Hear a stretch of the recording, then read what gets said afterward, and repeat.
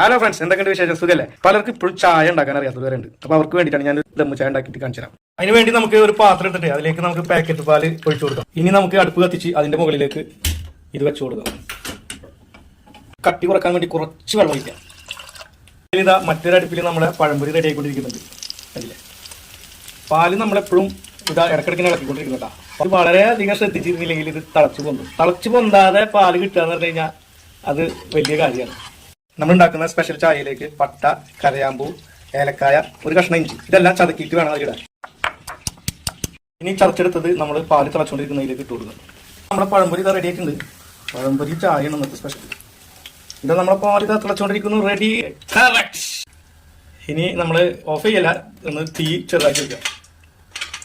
Guys, ഇപ്പൊ തന്നെ കാര്യങ്ങളൊക്കെ പിടിവിട്ട് പോയിരുന്നത് കടുകാണ്. ഞാൻ ചായപ്പൊടി വെച്ചിട്ട് എടുത്തത് എന്തോ ഭാഗ്യത്തിന് പെട്ടെന്ന് മനസ്സിലായി.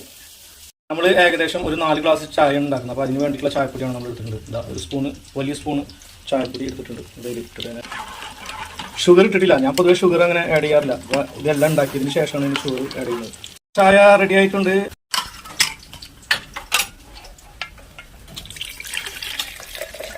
നമ്മൾ 2 ഗ്ലാസ് എടുത്തിട്ടുണ്ട്. അപ്പോൾ നിനക്ക് ഷുഗർ ഇത്ര മതിയാ? ഓക്കെ, ഒരാൾക്ക് ഷുഗർ വേണം, മറ്റൊരാൾക്ക് ഷുഗർ വേണ്ട.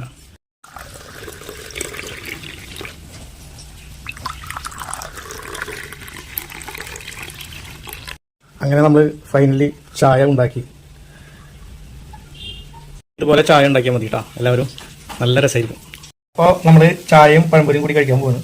ഇനി വേറൊരു വീഡിയോയുമായി വീണ്ടും കാണുന്നത് വരെ എല്ലാവർക്കും ബായ്.